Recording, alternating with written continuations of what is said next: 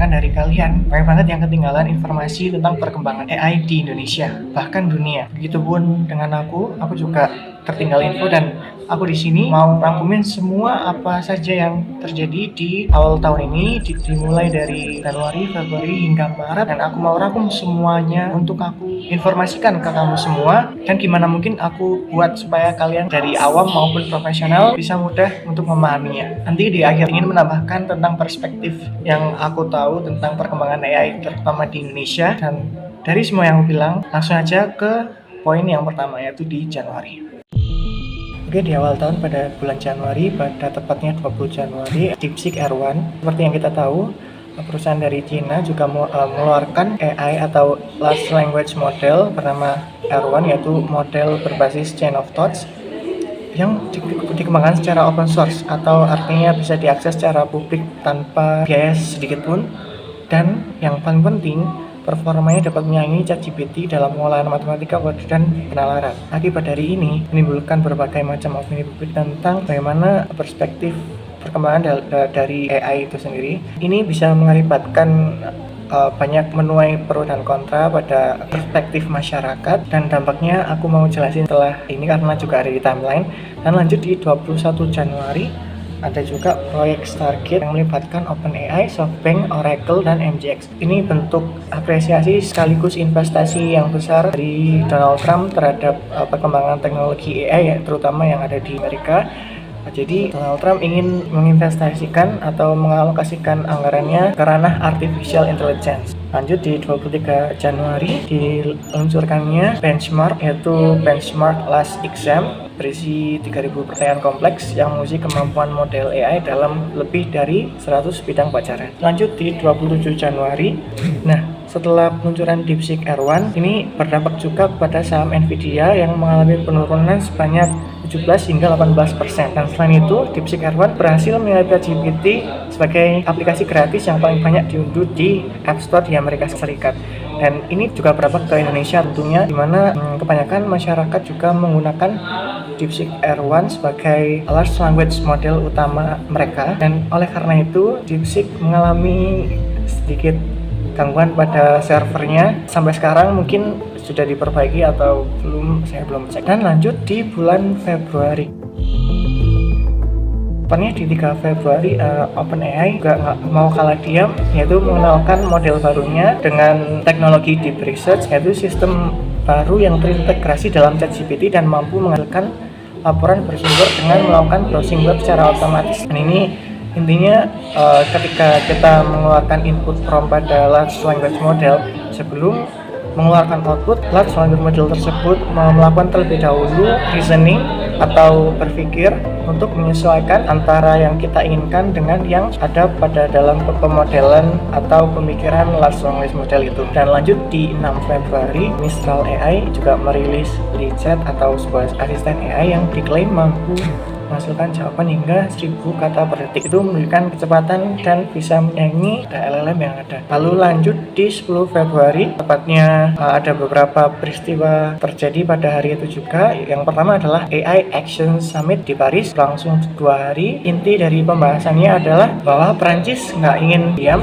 dan juga akan menerima investasi AI dari swasta senilai 109 euro. Dan pada hari itu juga Anthropic atau perusahaan dari Cloud AI meluncurkan Anthropic Economic Index seperti inisiatif untuk memantau dampak AI terhadap pasar tenaga kerja dan ekonomi. Jadi perusahaan Anthropic ini meneliti bagaimana pengaruh AI terhadap tenaga kerja dan faktor ekonomi. Selanjutnya pada hari itu juga Elon Musk bersama kelompok investornya mengajukan penawaran untuk membeli OpenAI senilai 57,4 miliar US dollar. Dan ini terjadi di Twitternya, di mana Elon Musk ingin mengakuisisi OpenAI, tapi sayangnya Sam Altman menjawabnya dengan sangat tegas tidak ingin menjual perusahaannya, yaitu OpenAI. Dan tentunya karena OpenAI pada saat ini perusahaannya sangatlah on point.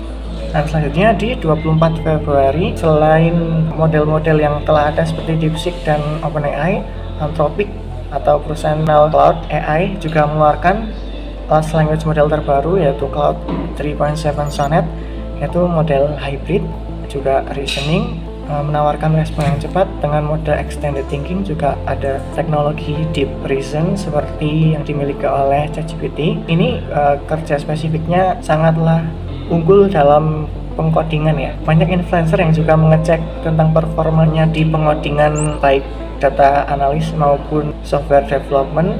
Pada ranah tersebut Cloud 3.7 Sonnet itu sangatlah unggul. Dan tentunya Elon Musk di sini juga nggak mau kalah diam. Perusahaan yang dimilikinya xAI meluncurkan juga LLM baru yaitu Grok. Spesifiknya adalah Grok 3. Model AI ini juga baru dibangun dengan peningkatan daya komputasi yang signifikan hingga 1 order lebih besar dari ChatGPT. Dan juga terdapat kemampuan reasoning model layaknya Cloud 3.7 juga dan pada ChatGPT O3 mini. Dan yang tidak kalah di sini adalah Elon Musk mengeluarkan tersebut secara gratis. Aku nggak tahu pada detik ini masih gratis atau enggak, karena pada tweetnya Elon Musk mengatakan akan menggratiskan itu sampai servernya penuh. Dan selanjutnya di Maret, lagi-lagi perusahaan dari Cina layaknya DeepSeek, perusahaan lain mengeluarkan Manus AI. Ini berbasis agent otonom yang dikembangkan oleh startup Monica, dirancang untuk menangani tugas kompleks dari museum situs web hingga analisis data.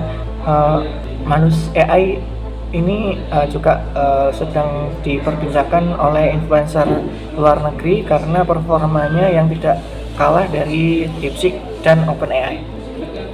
Lanjut, di 11 Maret, selain Manus mengeluarkan teknologi yang baru pada agentic atau sesuatu yang berbau tentang agen AI, juga mengumumkan kemitraan strategis dengan tim di balik model Qwen oleh Alibaba.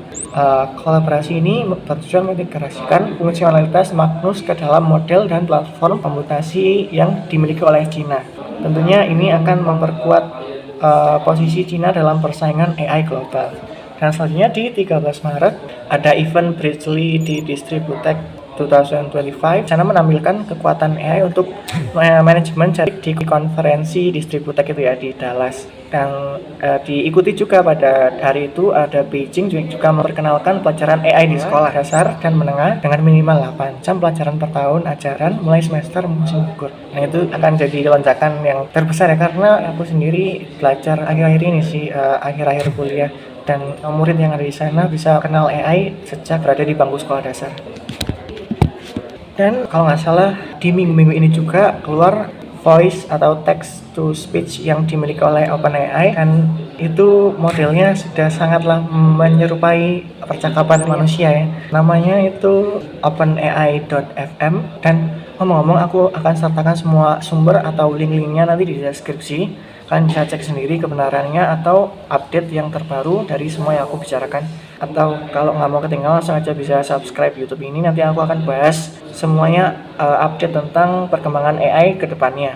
Dan seperti yang aku bilang tadi, ChatGPT juga mengeluarkan terus-menerus inovasi yang ada, dan akhir-akhir ini adalah text to speech itu. Karena mungkin menurutku kalau misalkan kita membangun sebuah agentic AI, kalau kita sebagai manusia supaya bisa berinteraksi langsung dengan agen AI tersebut, lebih baik agen tersebut bisa juga berkomunikasi sesuai apa yang kita inginkan sebagai manusia.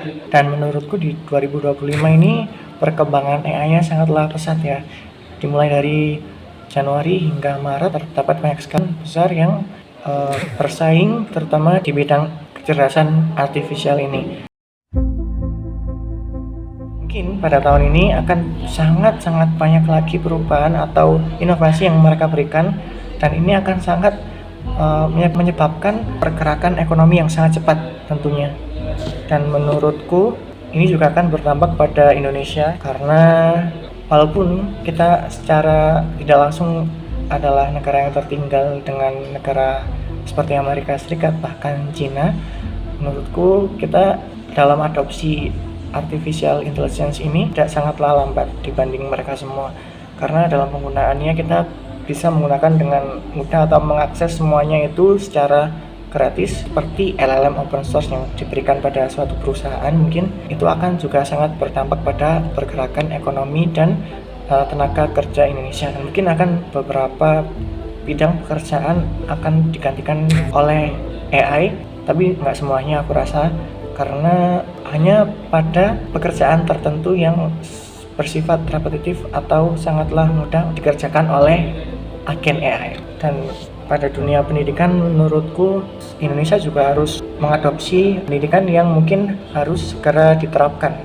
Pada Beijing juga memperkenalkan pelajaran AI di sekolah, dari sekolah dasar hingga menengah. Ini yang kita dengar-dengar, Indonesia juga akan menerapkan pelajaran coding hingga TK, tapi masih belum pasti juga kapan. Dan mungkin aku sangat senang jika akan segera diterapkan, karena ini juga akan berakibat pada perkembangan pendidikan yang ada di Indonesia. Karena menurutku tahun ini atau dekade ini sekarang itu adalah masa perkembangan, jika bahasa gampangnya adalah perkembangan otak dari sebuah robot. Artinya sekarang itu masih membangun pemikiran dari sebuah robot, dan mungkin kedepannya juga akan atau bahkan sudah dilakukan oleh Cina yang kita tidak terlalu tahu. Mungkin di sana sudah mengembangkan beberapa robot yang sudah juga diimplementasikan pada beberapa segmen pekerjaan, dan mungkin sudah juga diterapkan AI dalam otak robot itu. Dan apa yang harus kita lakukan sebagai masyarakat Indonesia? Tentunya kita tidak bisa lepas atau menghindar dengan perkembangan teknologi ini. Bagaimana solusinya? Solusinya adalah kalian harus mempelajari AI untuk bidang pekerjaan kalian. Apapun bidang yang kalian kerjakan, kalian harus menemukan celah bagaimana AI dapat membantu suatu pekerjaan yang sedang kalian kerjakan. Karena seorang individu pun akan terlihat lebih stand out jika mereka lebih paham atau lebih bisa menggunakan AI ketimbang individu yang belum bisa menggunakan AI dan menerapkannya pada pekerjaan tersebut. Dan itu sangat aku sarankan kepada kamu semua. Dan untuk aku sendiri, aku juga akan terus belajar tentang perkembangan AI, mengimplementasikan AI pada keseharianku, dan aku juga kedepannya mau membangun sesuatu yang berhubungan juga dengan AI. Dan sekarang pun aku juga masih belajar tentang semua itu terkait artificial intelligence, data science, dan semua hal yang terkait dengan itu. Dan tenang aja, aku bakal stay update ke YouTube channel ini, karena aku juga mau bagi kalian semua bagaimana aku belajar tentang kecerdasan artifisial itu. Aku juga akan share semuanya ke kalian, dan kalau kalian mau, aku juga mau bikin grup khusus untuk diskusi tentang artificial intelligence ini. Aku bakal taruh di bawah deskripsi. Jadi kalian harus stay updated, karena supaya nggak ketinggalan adanya perkembangan kecerdasan artifisial yang signifikan ini. Dan aku mau bilang ke kalian semua, kalau kalian itu lebih dari AI.